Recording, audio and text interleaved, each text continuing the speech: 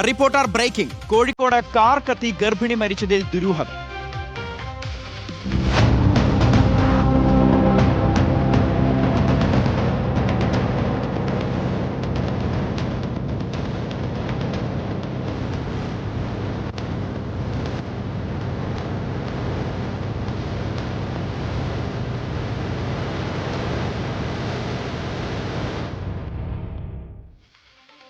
മരണത്തിൽ സംശയം ഉന്നയിച്ച് മരിച്ച സോനയുടെ കുടുംബവും പോലീസും.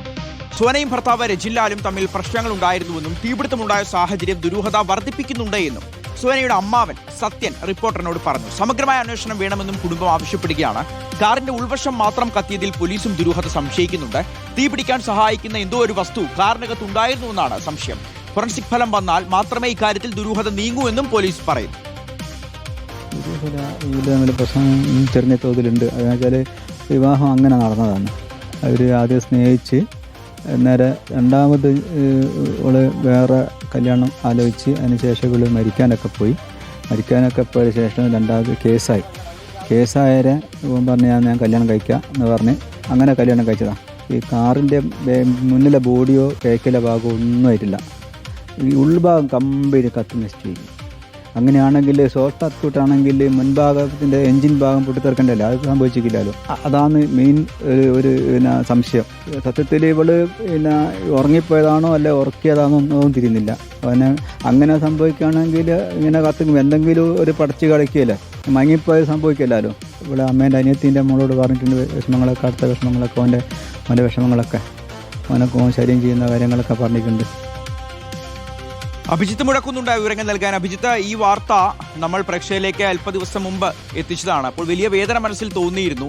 ഇത്തരത്തിലൊരു അപകടം എങ്ങനെയാണ് സംഭവിച്ചതെന്ന് നമ്മൾ ആവർത്തിച്ച് അവിടെ കൂടിയ ജനങ്ങളോടൊക്കെ ചോദിക്കുന്നുണ്ടായിരുന്നു. ഇപ്പോൾ എന്താണ് ഈ കുടുംബം ഇത്തരത്തിൽ സംശയം ഉന്നയിക്കാനുള്ള കാരണം? ഈ സോനയും ഭർത്താവും തമ്മിൽ എന്തായിരുന്നു പ്രശ്നം? പോലീസിന്റെ ഇനിയുള്ള അന്വേഷണം, ഈ ദുരൂഹത നീക്കാൻ ആവശ്യമായിട്ടുള്ള അന്വേഷണം എങ്ങനെയായിരിക്കും?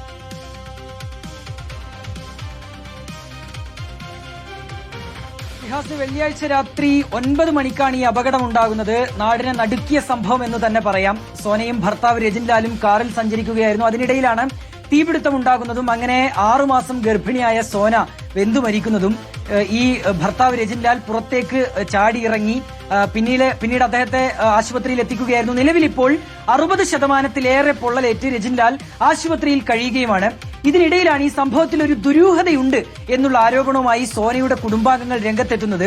അതിനവർ പ്രധാനപ്പെട്ട ചില കാരണങ്ങൾ കൂടി ചൂണ്ടിക്കാട്ടുന്നുണ്ട്. അതിലൊന്ന് ഈ സംഭവം നടന്ന സ്ഥലത്തിന്റെ പ്രത്യേകതകളാണ്.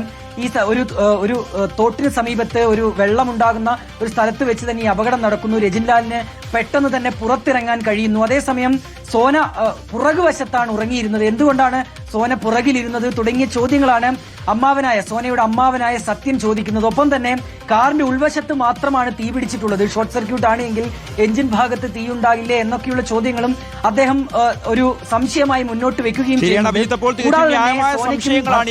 ഉന്നയിക്കുന്നത്. അപ്പോൾ കൃത്യമായ ഒരു അന്വേഷണം പോലീസിന്റെ ഭാഗത്തു നിന്ന് ഉണ്ടാവട്ടെ. എന്തെങ്കിലും ദുരൂഹത ഇതിലുണ്ടോ, എന്താണ് ശരിക്കും സംഭവിച്ചത് എന്നുള്ള വിവരങ്ങളൊക്കെ കൃത്യമായി സത്യം പുറത്തു വരട്ടെ. നമുക്കും അതിനുവേണ്ടി കാത്തിരിക്കാം.